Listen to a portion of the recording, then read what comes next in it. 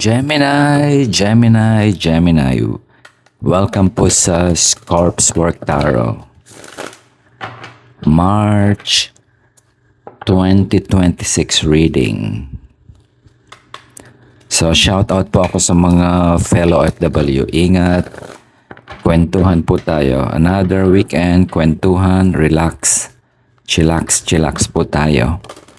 So, March 2026, meron pong tema ang bawat buwan para po magkaroon tayo ng guide.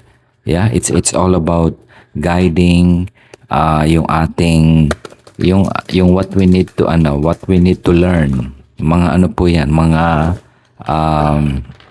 inspiration, and also para mas ma-achieve natin how we can achieve yung ating manifestation. So importante po 'yan. So it's like going back to school. So it helps us to grow, and also learning lesson para maging magaang, or para mas lalo nating maging effective yung mina-manifest natin. Proseso po yan.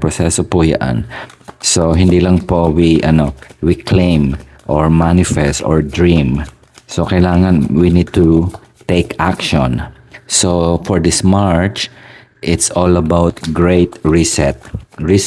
So do it po yung tema ng Marso.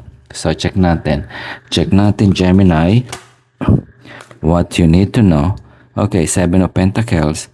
So kailangan ituloy mo pa rin yung pagtatrabaho, pagtatanim, pagtsatsaga, at disiplina. It's all about discipline. So kapag meron tayong minanifest, gusto nating makaipon ng 10,000 from now until end of the year, simple, magtanim, magtyaga, and we work hard, disiplina. Hindi po nag-grow yung pentacles sa puno. Yeah, prutas nagbubunga, but that's how we need to plant that intention, nurture, grow, and to be disciplined. Disiplina po yan. It's a process. So Gemini, 7 of Pentacles, boring, but it's the routine. That's how you kind of have that discipline. Discipline na po. 7 of Pentacles. Working hard. Alam mo how to grow. Alam mo kung paano pabulaklakin yung resources. So, do it. March, kung hindi mo pa nasisimulan, you have to start doing it. March 2026. So, tignan natin. Where is this coming? And where is this going, Gemini? So, kape-kape po tayo, fellow OFW. So, alam natin yan. It's perseverance.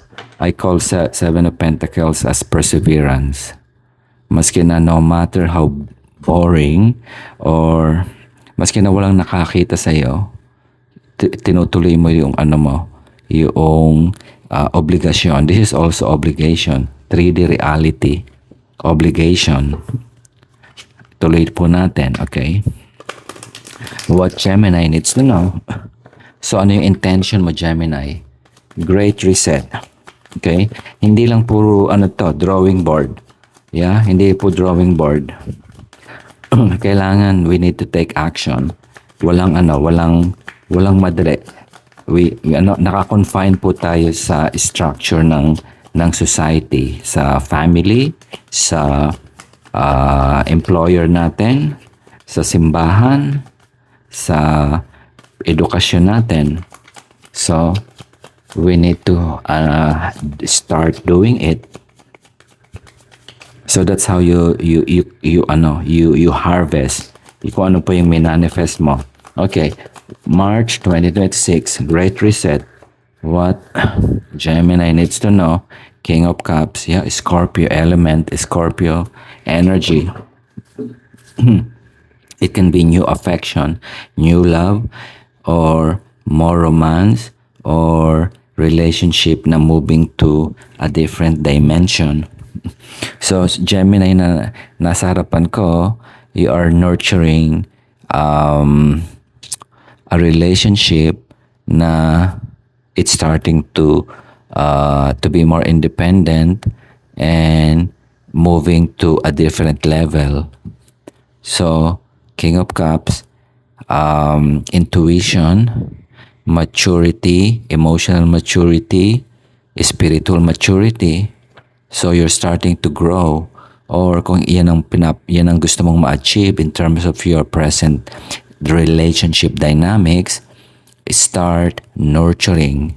Nurturing. Kumbaga sa Gemini air sign, minsan medyo not showy in terms of romance. Or if you look in a relationship, especially Scorpio water sign, very intense. Very intense. So, there's a work. Meron kang dapat gawin dito to keep it afloat if this is the challenges. So, tingnan natin, where is it going? Scorpio, merong Scorpio dito sa placement, or you're dealing with Scorpio. Tingnan natin, where is this going? Gemini. What do you need to know? March 2026. So, King of Cups can be, din yan, connection with people surrounding you. Yeah. So, meron kang dito, meron kang inaalagaan. Meron kang inaalagaan at meron kang nurture. You want to keep that stability in terms of your emotional connection, love, emotional, hindi lang to emotional connection, spiritual din to. Merong spiritual aspect doon sa minamanifest mo or you're trying to cultivate. Okay, tingnan natin. Give me blind spot. What Gemini needs to know. So, March, nasa nasa Pisces season. Medyo madrama, Gemini. So, minsan hindi ka sanay diyan sa kadramahan. Being the air sign, headspace ka. Very very sharp, very uncompromising, or what's the proper word? Walang emotion. Merong emotion but not that not the same as the water sign like Scorpio. Okay? Tatawanan mo yung drama ni Scorpio. Okay, one blind spot. You're working with Scorpio in terms of connection, or pwede rin ito sa trabaho. Your superior is a Scorpio. Okay, Nine of Wands. Okay, Wounded Warrior. So, you have issue here. May challenges. Maaring nadadilute ka or na-overpower ka ng water sign, which is emotion, yung drama. Kasi you are romantic in a sense, pero hindi ka showy, hindi ka clingy, hindi ka not as outspoken in terms of your showy. Okay? Not as showy ng water sign. You still want to have that space and privacy, you want to separate yung personal, yung love life, yung work, at saka yung personal relationship dynamics mo. So that's how it's playing. I-check natin. Where is this going? Okay. Year of the Fire Horse na po. So, start doing it. Wala nang nasa drawing board.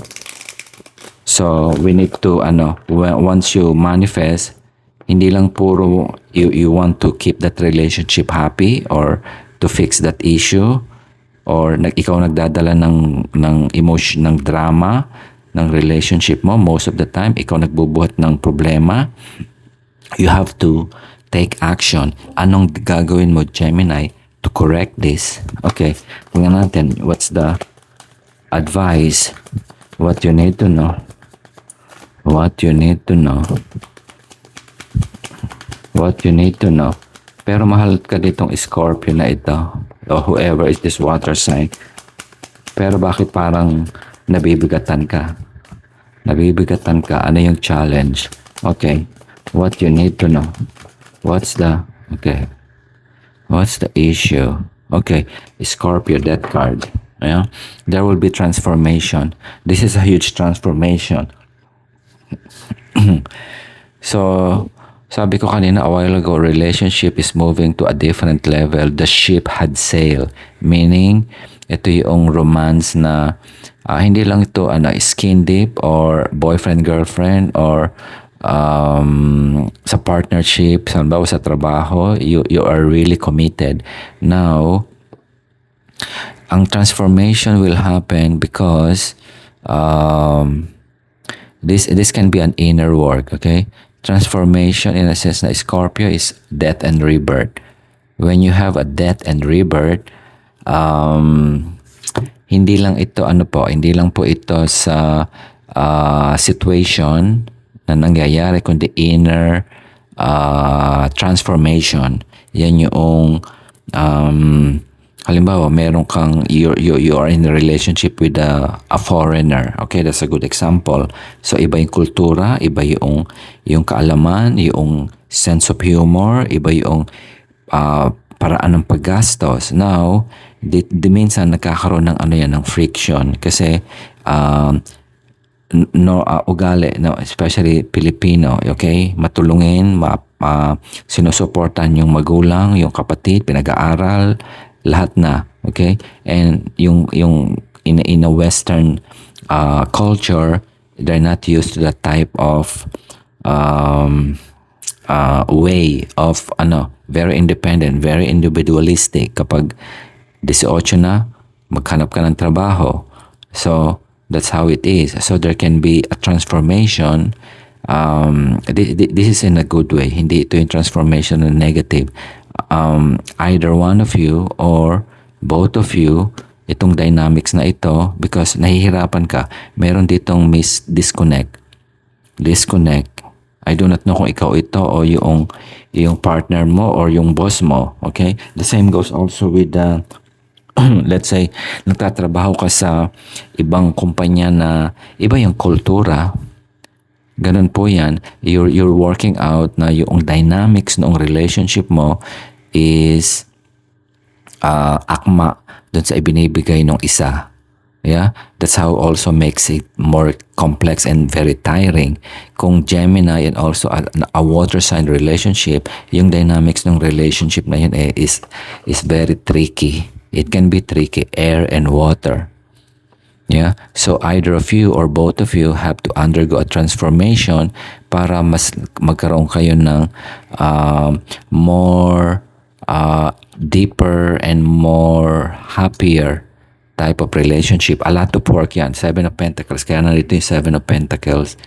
A transformation is at work. A transformation is at work. Death and rebirth. Change of mindset. Ibang kultura.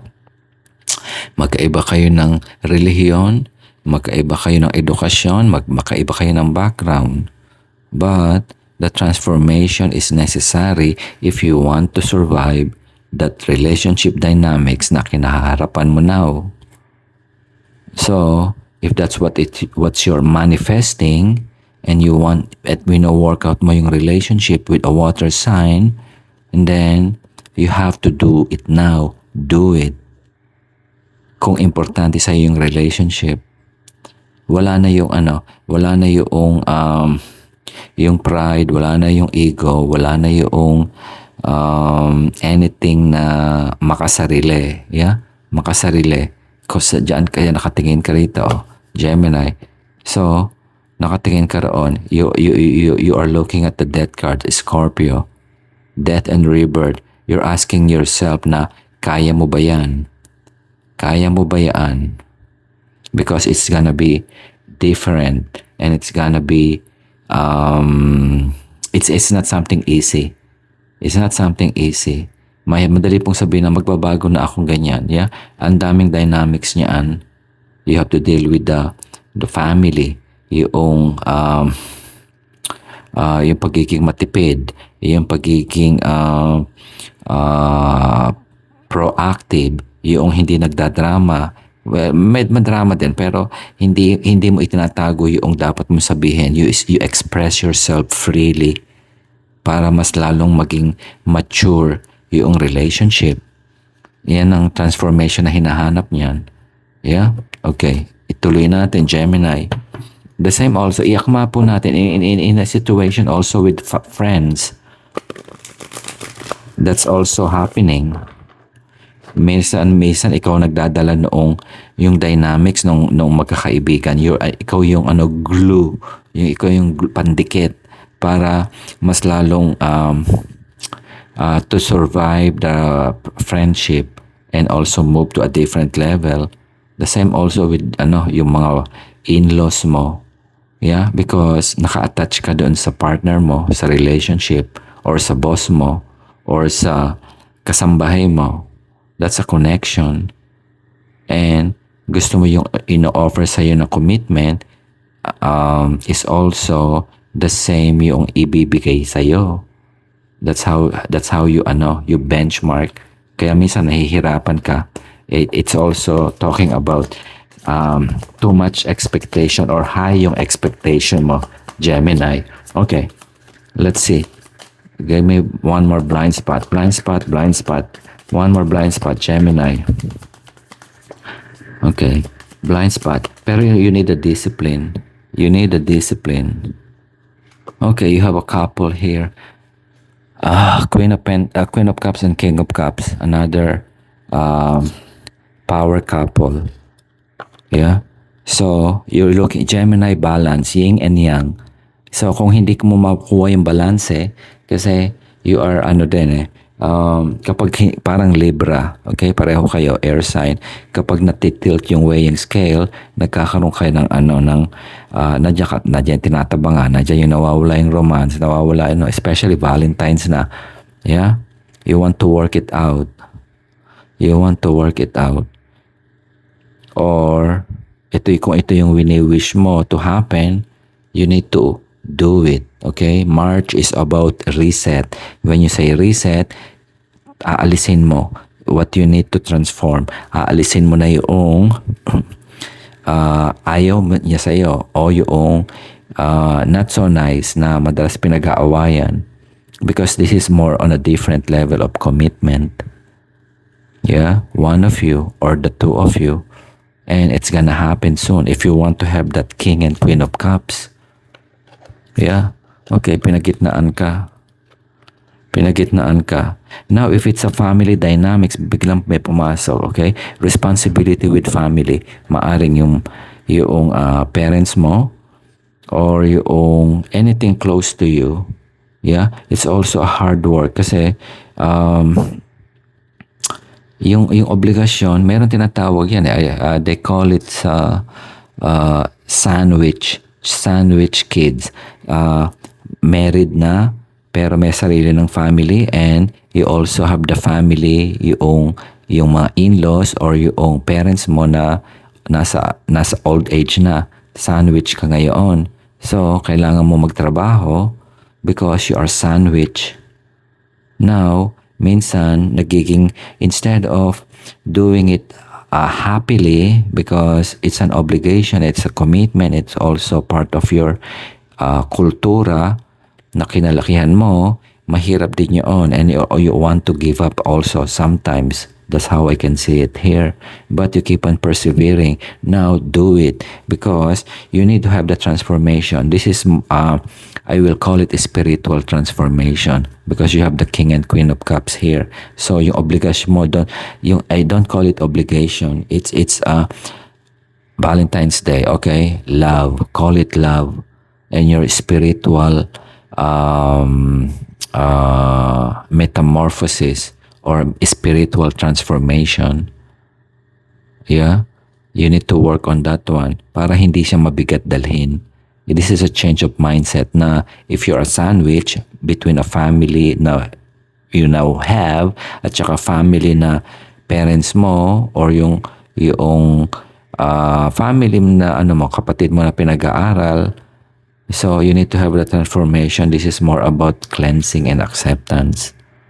Yeah, do it. Do it. Do the transformation. I think you're gonna find more balance. You have the king and queen. That's the balance. You're yin and yang. Yeah. If you're looking for help as well, this is also the court card that will help you. There are other people also na loving you, na hindi ka nag-iisa. You can have a connection with them. So either way, transformation is still needed. Dun sa the other type of Gemini who is considered na sandwich in a family dynamics. Yeah, it's a lot of work. Hindi biro po yan. Hindi biro yan. Kasi physically, mentally draining yan. Nawawala yung ano mo eh. Nawawala yung, okay, at 9, Wounded Warrior, the 10, that would be your ultimate purpose. That's your passion and purpose and your authentic self, Gemini. Tignan natin kung ano yung sasabihin pa rito. I'll tignan natin kung lilitaw yung ano. Let's check yung 10 of 1. Okay. Kuha ako sa isang card ko. Okay. Balik ako dito. Let's see. What else Gemini need to know? You have the King and Queen of Cups. Yeah. Very ano ito. You're surrounded with love also. So you don't need to give up. Huwag kang sumuko dito. Nasa 9 ka na. If you're thinking na you're doing it by yourself, dahil nga yung example ko yung sandwich na hindi po biro yan, lalo kapag you're thinking it as an obligation. I think you need to have a change of mindset. It's not an obligation. It's your spiritual part of your spiritual growth and awakening. Okay. It's March 2026. What else Gemini needs to know? Okay, blind spot. Let's see. Get one more blind spot. Blind spot. Gemini. Pisces season po sa Marso. So medyo madrama. Okay, one more card. One more card for Gemini. One more card. Yeah, okay. Oh, kinuha mo yung card mo. You're looking for your authentic self. The Lovers. Okay, that's your card, Gemini. Twin. You finally have the balance. Okay, you're gonna have that balance. Sa crossroad ito, kasi nagdadalawang isip ka rito kung yung obligation ba, is this an obligation or is this something na it will makes you happy. Yeah, yung obligation sometimes yun ang nagbibigay sa atin ng deeper purpose and higher meaning sa ating existence. So si Gemini is asking na ito mang ginagawa ko na to, meron ako mapapala. Yeah, that's how it is. Hindi biro. Hindi biro po yung maging ganun na on a situation that you are a sandwich. So overall yung situation is that the same dynamics. This is an inner work for Gemini. Now, yung crossroad, don't consider it as a crossroad. It's a balance for you. It's a balance. This is your authentic self. Don't compare. I-reset mo yung mindset mo na it's not an obligation to help your parents or to support somebody else. Because that's your higher spiritual, authentic self. That's your card, the Lover. Parang humarap ka sa salamin. Humarap ka rin sa salamin, Gemini. And then you're gonna ask that question. Ano ba ang purpose ko sa buhay? If that's what you are looking for. Okay, kuha pa ako lang, one more card, Gemini. Yeah. Ang mostly ng tema nitong Marso is nasa heart space. Yeah, you're starting to ask question. Yung 3D reality na nagtatrabaho ka, Pentacles, financial health, financial wealth, structure ng buhay mo, may impact po yan sa emotional, psychological level. Now, yung dynamics nito ni Gemini, you have the death card here, Scorpio, very clear, King of Cups. If you're dealing with a water sign or a Scorpio, ikaw yung nagdadala ng relationship and mahirap na sa'yo. Another challenge is, let's say, you can be a sandwich kid. May pamilya kang obligasyon, meron kang obligasyon sa parents mo, but you are surrounded with love and it's a lot of work. Kung yan ang minamanifest mo, to have that balance, Gemini, by March, you need to work for it. Do it. Yeah? Do it. Iniisip mo na ito, or it's a progreso na ginagawa mo, but do it pa rin, ituloy mo, i-reset mo if you haven't started. Okay, so one more outcome. Yeah, okay, bam, okay, eureka moment. Okay, continue that. Now, okay, ilagay natin sa 3D reality. As far as yung sitwasyon mo, okay, it's very tight. Yeah, you have the 9 of Pentacles. Nine of Wands. Okay, sabi ko, your 10 is your spiritual maturity. Yeah, so once you have that, it will open up a different dimension of blessing. It will open up yung passion mo. Meron kang dito, meron kang focus on your passion. What makes you motivate you to wake up, Gemini. Yeah, aside from makatulong or aside from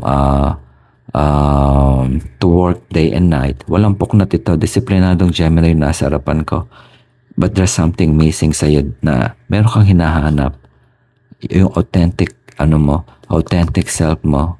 Yeah, ito ka. Okay, pag-uusapin ko, Gemini, nasa gitna ka, you're the lovers. Napapagod ka because of the situation, yung mga dreams and aspiration mo, you've been doing it religiously and trying so hard. That's why you have the 7 of Pentacles here. Physically exhausting, nakakapagod, but you keep on pushing yourself. Now, identify, okay? Understand, ano yung higher purpose mo? Kung ikaw yung nagsusuporta sa lahat ng family and everything down the line, now you don't have time for yourself. March will give you that sense of purpose, if that's what you're looking. Once you have that sense of purpose, a new beginning, from 9 to 10 to the Ace of Wands. Yeah, if you're dealing with a problematic relationship, you have the King and Queen here, you're gonna end another power couple. Yung soulmate mo, you will find it. So it's no longer a crossroad. Sa trabaho rin dynamics, kung sa palagay mo na naagrabyado ka and you're starting to feel that pressure, stress, etc. down the line, you need to have a transformation, inner work. Kumbaga sa life is not perfect. Yeah, so ituloy mo rin yung laban mo in terms of money, because expansion is coming.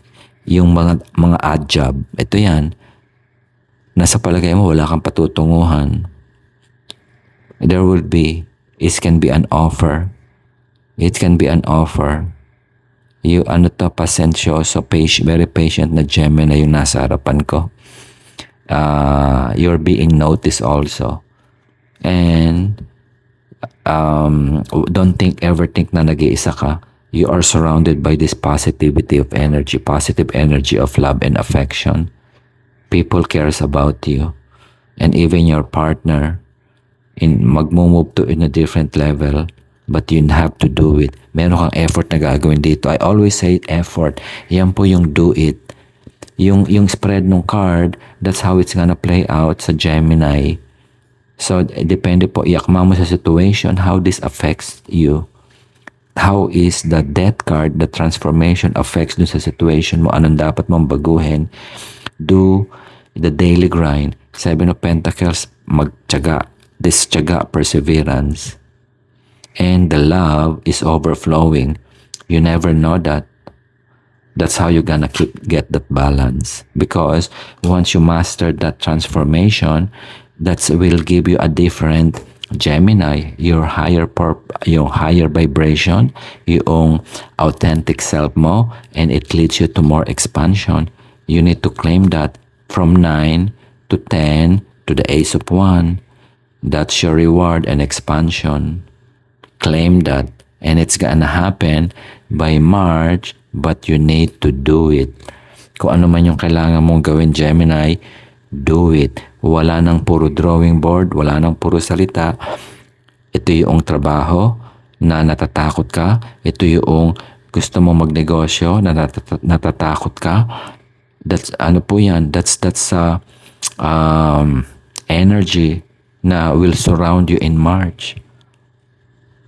So, you need to claim that or do it.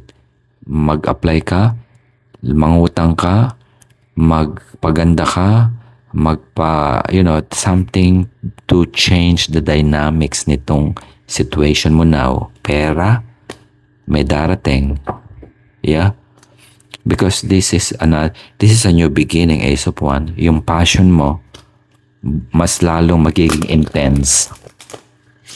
Especially Year of the Fire Horse. Okay, last elemental oracle. Kuha pa ako ng oracle card to Gemini. What Gemini needs to know. Okay. Lovely. This is lovely, Gemini. Kung ano yung minamanifest mo. So, it's not a heavy month, but there's a lot of work. I'm not gonna sugarcoat. Yan, simulan mo yan, okay? Yan po yung sinasabi ng kada buwan.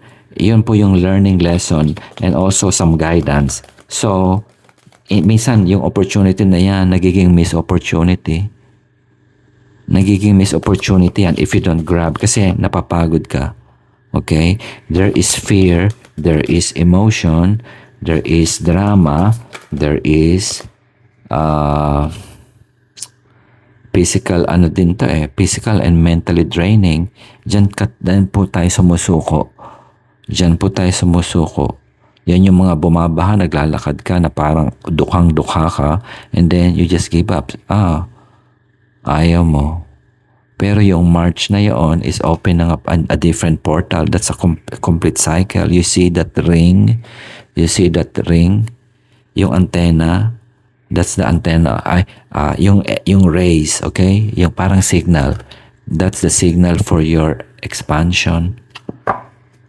Kapag hindi mo inano yan, i-claim because you don't do any action, hanggang claim ka na lang until 2028 because we need to do action here po. That's true.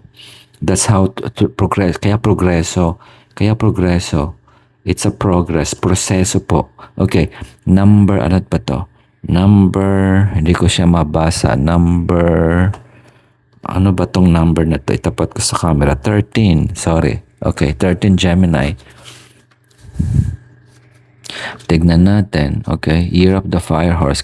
Kailangan sabayan mo yan. Kailangan a lot of big ship happen.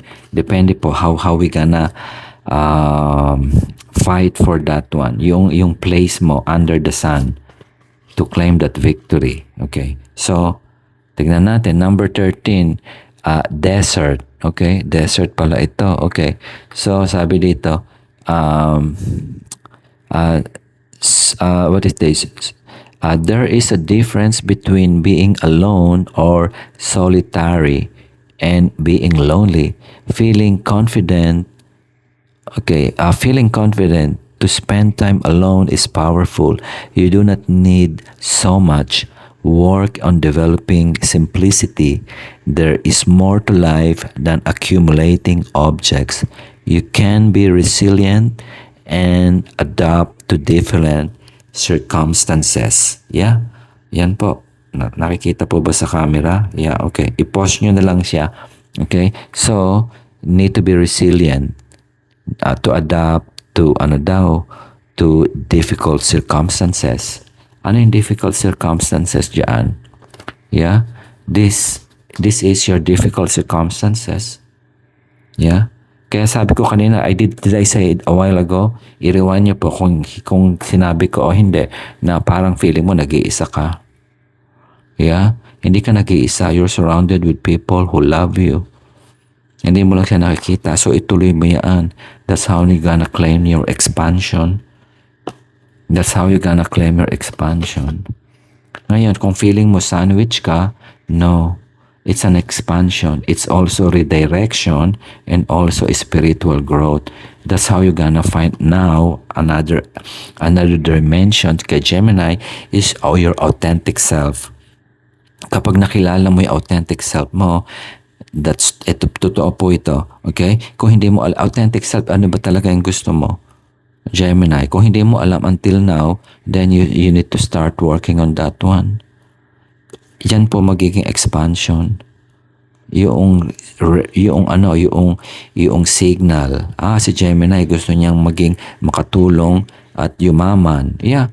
Ano yung effort na sinesend mo sa universe? Kinakere mo yung cross and the burden and working day and night para matulungan mo at magawa mo yung responsibility mo bilang sandwich kid. Yeah? Nothing is universe is telling you nothing is unnoticed. That's how the universe will open you the opportunity. So, claim that. Hindi lang claim, Gemini. Do it. Great reset. Great reset. Reset po. March 2026. Claim this.